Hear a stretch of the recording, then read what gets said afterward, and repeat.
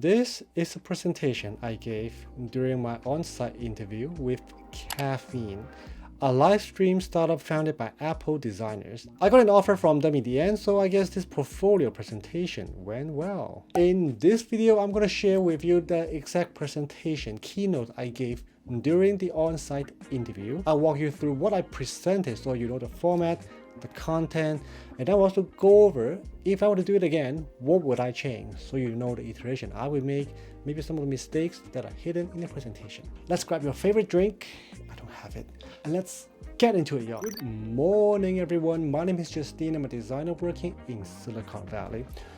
First, to set the stage, the hiring manager and the recruiter did not tell me what to present or whatsoever. So I'm basically shooting in the dark using my best judgment. Since this is for the design prototyper role, I tweaked my presentation a little bit more towards the prototyping side. So you see prototyper, prototyping. So keep that in mind to make sure the theme of your presentation matches the role that you are applying for. Now, without further ado, let's start from the top. Chapter 1. Everything that I presented to the Caffeine team. I presented this in person.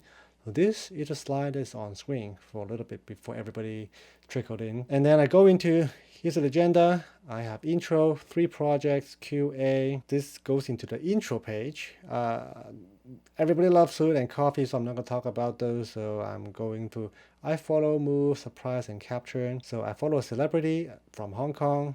She inspired me a bunch. She's awesome, amazing, and you get to see this YouTube video because she inspired me that made me make this video for you guys, so thank her as well. I do a lot of sports. I play badminton, some junior player, snowboard. I do some magics and card history. This is YouTube channel. It's about traveling because back then I was doing a lot of travel vlogs instead of making design videos. Because Caffeine is a live stream company, I have this little slide that's basically making myself live streaming on Caffeine to kind of tie myself already into what the company is doing. So this is something that you could do as well and try it in your presentation to tie whatever your interest is into the interest of the company. So then I go into my background, my grad school, undergrad, 5 different internships that I had. And talking about I like to prototype things beyond picture with animation, sensor code, making things fluid and delightful, and some of the skills that I listed, and also starting off by why Caffeine, why do I want to join the company. So I covered a little bit about the business, the team environment, and the growth that I wanted. And then finally, going to the first project, Pinterest Lens. Hero image started with the team or the summary of the project, the team, the collaboration, and going into why is this even a project to begin with, and therefore we want to design this amazing camera search experience. Going through some technicalities, object detection, recognition, show that it's ready, and the technical constraint of the server-side processing, the time it takes to fetch the response. And then going through the exploration that I did. So I have this format of first exploration with boom, boom, boom. These are all animations. I was using animation as a prototyping technique to help sell the idea, visualize the idea, and socialize the idea across team. First exploration with the shutter button. So I animate all these. Oh, this is actually a screenshot. And then animation, going a little bit deeper into the animation. So as the next one. Second line of exploration, tapping the target. So animating all these as well. In After Effects, more deep dive into each one, what they mean, what different elements mean. And then the third exploration, which is just real-time detection with your phone moving around. Again, animation prototypes mainly. And another one. This is where it go into a little bit further into some technical things. So this is animation prototype. The little bubble comes in and out, and then the behavior to extrapolate this into the behavior is basically tapping on screen, the dots converge and it spits out. And then also build an interactive prototype. This is real code in Xcode with Objective-C, which is for iOS. So this has both animation and code-based prototype. So comparing across all of them, going into the further refinement to make it consistent, reliable, etc. How one stack against another, real time versus tapping the object, and then the further refinement into the final design, which is, okay, a camera view, split in half, top, bottom, trade-off, the cutout shape, what the dots are going for, and how it can be morphed into the labels. And this is what it ended up shipping. So that basically summarized the first project. Oh yeah, and the result of the project, how it impacted the business in terms of usage, in terms of growth. So that's the first project, Pinterest Lens. Next is Waymo One, which is a app for self-driving car. It's the Google self-driving car project back in the days. So this is what the car looked like at the time. Similar format. First, going with the summary, team, the role, the collaboration. So then go straight to the user problems. How do you properly set the pickup and drop-off spots? Because just like Uber and Lyft, when you go for a trip, where am I and where am I going from A to B? And then after that statement, go into deeper dive into the problem. Okay, in order to set it, well, first, there's some new concept we have to understand, which is called the reachability map. A map that the Waymo car can reach, can go to, because unlike Uber drivers, Waymo cars have to follow the laws. It cannot just pull over at yellow curb, red curb, or bus station. So there are only some designated spots or road it is able to pull over. So the green lines indicate where a Waymo car can pull over. So the reachability lens help reveal that map. So this is how they tie together. And then I go into, okay, but why there are 3 dots? So if you look closer, like this little white dots here as well in the middle. And as you know, most of the map-based applications just point A to point B. There's no other bot in it. So that's kind of confusing. It adds an additional element to it. So I was proposing, okay, maybe we should just show one or the other, etc. And started to use animation to prototype what it would be like without the dots for nearby pickup, further pick, and in the future concept, or if we have the dot, what could the dot do?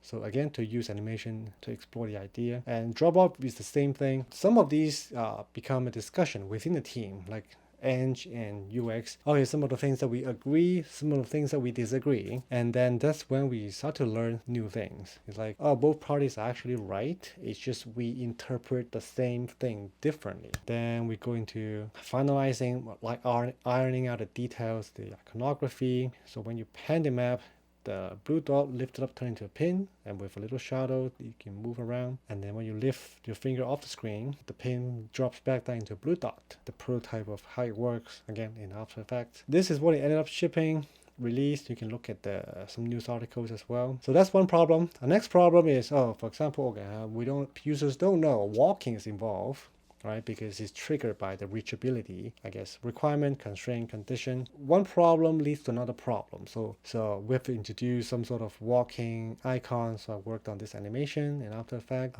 This is just a screenshot, apparently. And we ended up implementing it, like turning the After Effects animation through Lottie, the tool, into JSON, so that app can read it and turn it into this animation right here. It's pretty neat and clean.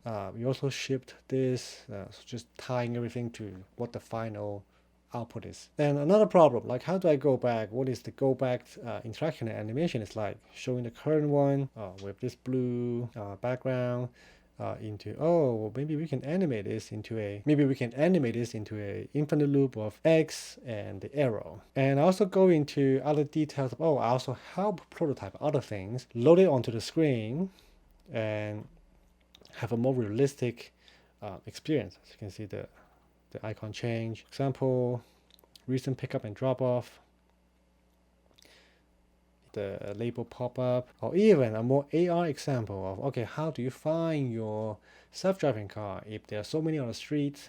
How do you know which one is coming? We have this anchoring effect of is pointing to where the car is to indicate where you should move your phone. So a lot of prototyping and animation, but also load it onto the phone and take a video of that. So it's like a double animation / video prototype. And yeah, and that concludes the second project. The third one is about a camera development tool at Google. So it's for the Google team. And this is what the tool looks like. Again, starting with team, role, collaboration, summary screen, and give a little bit of context, what camera tuning is. ISP, image signal processor, the 3A, focus, exposure, white balance. So the engineers, the need is for the designing for the engineers that work on image tooling, like photo tuning when you take a photo from the camera. So the goal is to design this platform. So first to show some early prototypes of what the team had put together, and then going into the user need, which are the camera engineers, like at Google. Oh, they need to compare 2 to 4 photos. This is how they're comparing right now using a third-party tool. This is what it could be. Have a split view, have a stack view. And this is an interactive prototype that I built that you can just merge and you can flip them back and forth between the first and the second image. So you see, oh, maybe the first one works better or second one, especially if the colors are too close up front in the split view. And then what if you can split into 2, 3, 4, and then the next need to compare pixels. So there's a color picker. You can compare pixels. I guess this is a better screen to show it. You have a side-by-side image. You have the same XY location on 2 different images. You compare the blue color, how subtly different they are. So I went through how the color picker is developed, the placement of it, the different orientation, square, horizontal, vertical, doing some user testing to figure out what makes sense to the camera engineers. And the alignment, also another round of testing to find that out. Also talked about, again, interactive prototyping. So I built this in Framer Studio. So it's actually sampling the real color as I hover on screen. So I make sure every project will have some sort of prototyping techniques or prototype to showcase. Because essentially, this is a prototyper role. Then next is just to cover, this is the Google Camera Dev Tool. Just to reiterate, design so many prototype so many moments to make sure the product is fluid and delightful. I want to bring this to Caffeine, etc. And that's all. Thank you, everybody. Ooh. So that's the presentation. And of course, in terms of what to change, I have so many things to say. So let's go to the next chapter. What to iterate if I were to do it again. So the first thing to look at, let's scroll all the way to the top. This is fine. This is fine. Look, 1, 2, 3, 4, 5, 6, 7, 8, 9, 8. Okay, I just count 8 because this is education, doesn't really count. I have 8 slides showcasing my personality. This is actually very embarrassing. I look like a narcissist. 8 slides? That's ridiculous. Showing fun fact is nice. It's good to show personality, but 8 slides? That's ridiculous. The more I have, the more it dilutes the focus of the work. But speaking of length, I have 3 projects.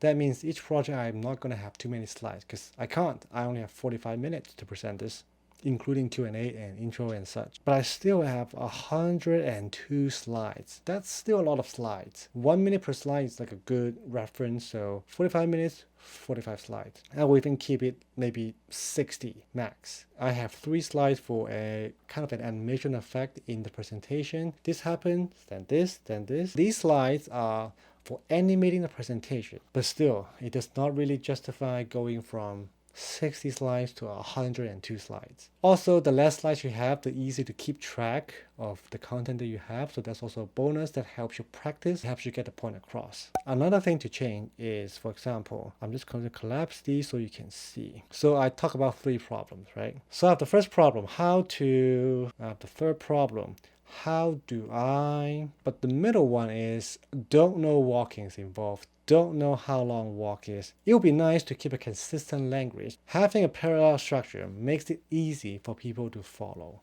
And changing this is easy. I can just rephrase this into how do people know walking is involved. That's it. Things to change. Number 3. Let me go back to the Pinterest project. Let's see. So for example, I have this one. I have 5 different variants in this exploration. In the end, right, I have this one as a boom, boom, boom, boom, the 3 comparison. But that means this is the last one, the last standing one. But why? How? What's the pros and cons of the rest of the 4? Maybe I don't need 4 to explain. And remember, design prototyper. This role requires the person to use prototyping skills to answer some questions. So how do I use the animation prototype to get to the final one? The dots blinking is the winner. So that is what the team is looking for. So I should have consolidated rethink about how to present this aspect in the presentation. So that's number 3. Number 4, the fourth thing I will change, so we can go to here. In the very beginning of the Pinterest project, after the summary, after some context, I go straight into the objective, right? Make it delightful, make it seamless. And the rest of the project, although it has animation, it has like colorful dots, but those 2 words, seamless and delight, were not mentioned again. So it would be nice that these 2 such key adjectives, because they describe the experience, can remain in the project walkthrough. I prototype this way so that I can make sure that it's delightful. And then I did another set of prototypes to make sure the experience is seamless, or test it to make sure it's seamless. So this is how you have a goal, and you use the prototyping skills to answer those questions to make sure you get to the final objective. So that's another thing I would change. Number 5, the 5th thing I would change. Let's see. Let's go to the Google project. All right. I start with summary, and then the explaining the terms, the objective, and then this, and then this. Do you see anything weird? I have blue as the background, but then when it gets to user needs, I switch to gray. It will be nice to stick with just one color. I don't know why I did this, but I should have just kept all these 3 slides the same dark gray, because that's all it has, right? Because I try to keep, okay, Waymo is the blue, Pinterest is the yellow, right? They are the same consistent color. But how come the Google project has a mix of blue and dark gray? Silly mistake, easy change. I'll fix this next time. And look at this. This is not the finest presentation I had. To be honest, a little bit cringy looking at this again. But that's okay. Everybody has a past, right? I'm a better presenter now, and I'm happy because I learned new things. And you will be surprised how many more details, storytelling methods, techniques in presentation. So I will see you all in these videos. Keep designing a better future. Cheers.